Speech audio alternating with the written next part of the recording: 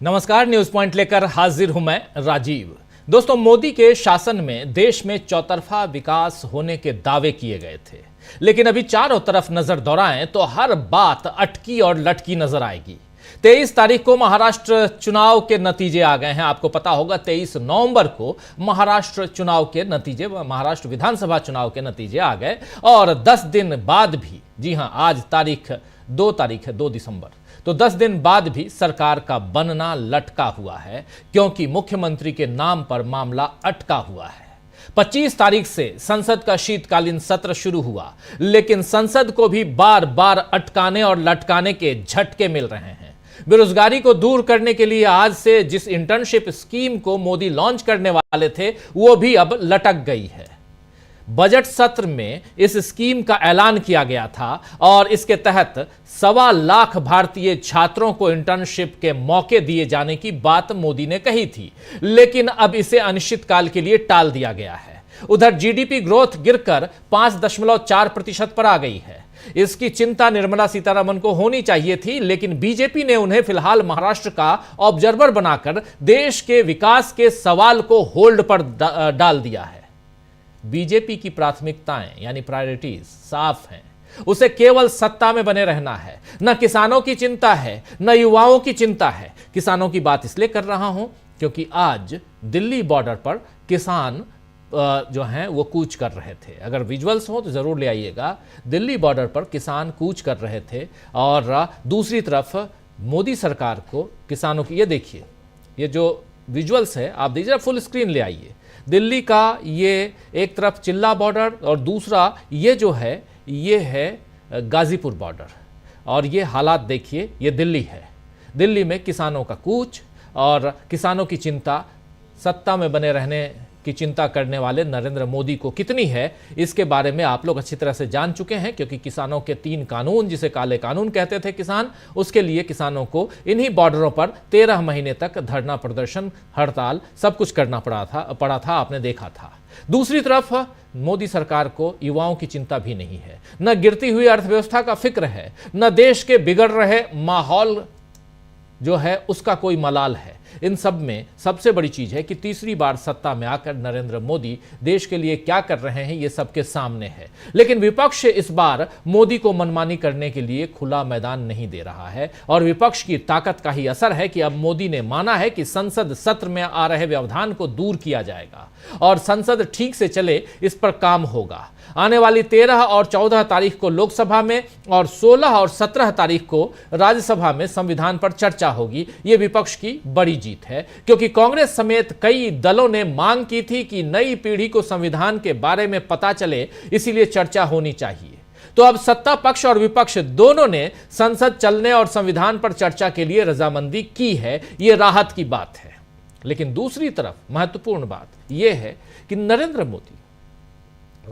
मोदी आज इसी संसद का जब सवाल आ रहा है, तो इसी संसद में ऑडिटोरियम में फिल्म देख रहे थे, साबरमती, द साबरमती एक्सप्रेस, ऐसी कुछ। ये देखिए तस्वीर, फिल्म देखने जा रहे हैं नरेंद्र मोदी, लेकिन द साबरमती रिपोर्ट, जी हाँ, द साबरमती रिपोर्ट फिल्म देखने के लिए अपने तमाम संसद में के साथियों, सांसदों और मंत्रिमंडल के सहयोगियों के साथ फिल्म देखने गए ये नरेंद्र मोदी जी।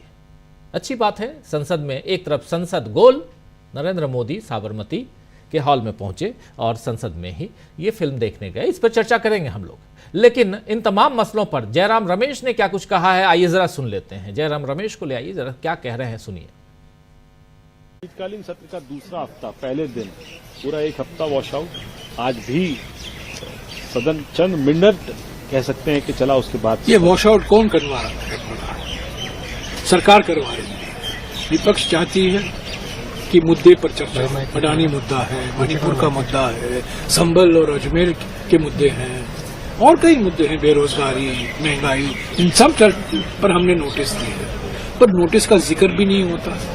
हमारे नेताओं को मौका ही नहीं दी जा रहा है क्या 2-3 मिनट के लिए ये विषय उठाएं और कहें क्यों ये मुद्दे इतने महत्व हैं कि हम उस पर नोटिस दे रहे हैं। हम देख रहे हैं, पहली बार मैं देख रहा हूँ, पिछले हफ्ता 4 दिन, सोमवार, बुधवार, गुरुवार, शुक्रवार और आज फिर सोमवार, यानी कि कितने 4 दिन पिछले हफ्ते और आज 5वां दिन स्थगित हो रहा 10 मिनट के अंदर। ऐसा नहीं कि 1 घंटा 2 घंटा, पहले 1 घंटे 2 घंटे नारेबाजी हुआ करती थी, हम मुद्दे उठाते थे, हम वेल में जाते थे। हम अपने सीट पर बैठे हुए हैं आराम से, हम कुछ शोर शराफा नहीं हो रहा है, कुछ नाराबाजी नहीं हो रहा है, और बस आते हैं और ये स्थगित किया जाता है। ये सरकार नहीं चाहती है ना, तो ये सरकार की जिम्मेदारी बनती है कि वो सदन चलाने की जिम्मेदारी सरकार की होती है। सरकार चलाना, संसद चलाना सरकार का काम होता है। पर बिल्कुल हम देख रहे हैं इस सत्र में, क्योंकि अडानी। तो यहां बात कर रहे थे, अपनी बात रख रहे थे जयराम रमेश, और दूसरी तरफ संसद गुल। लगातार आप संसद गुल देख रहे हैं, लेकिन मनोरंजन फुल है।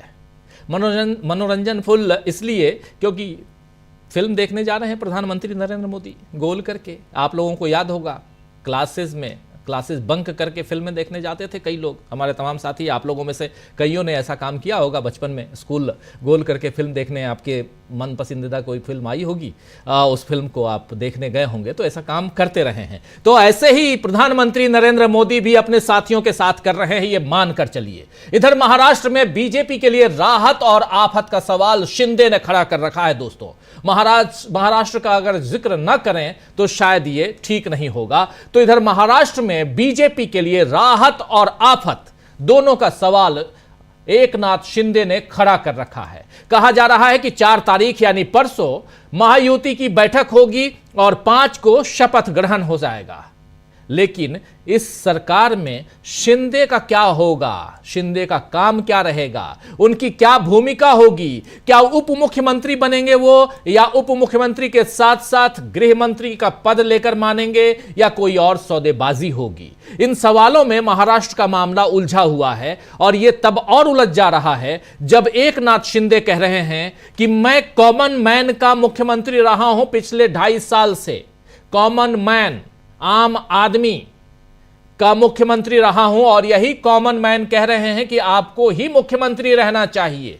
यह बात कहकर कहीं ना कहीं शिंदे ने अपनी ताकत और अपनी जो इच्छा है उसका यह प्रदर्शन यहां पर कर दिया है। शायद पहली बार ऐसा हो रहा है कि इतना बड़ा बहुमत मिलने के बावजूद मुख्यमंत्री का नाम तय करने में लाचारी दिख रही है। मुख्यमंत्री पद के साथ साथ नेता विपक्ष के नाम पर भी फैसला होना बाकी है। महागठबंधन में किसे यह मौका मिलेगा ये फिलहाल तय नहीं है, लेकिन खबरें यह हैं कि बीजेपी इसमें खेल करके एकनाथ शिंदे को विपक्ष का नेता बनने का मौका देगी। देखिए, एक अलग खेल, विपक्ष में एकनाथ शिंदे, उनकी पार्टी समर्थक पार्टी रहेगी सत्ता के लिए, लेकिन विपक्ष का नेता एकनाथ शिंदे को बनाया जाएगा। यह खेल, ताकि सरकार चलाने में कोई दिक्कत ना आए महाराष्ट्र में। यानी एकनाथ शिंदे विपक्ष में बैठकर बीजेपी का साथ दें, ऐसी रणनीति भी तैयार हो रही है। महाराष्ट्र की सियासी चालों के बीच कांग्रेस अब आगे की रणनीति बनाने में जुट गई है। थोड़ी देर पहले मल्लिकार्जुन खड़गे के घर पर राहुल गांधी समेत कांग्रेस के कई नेता पहुंचे।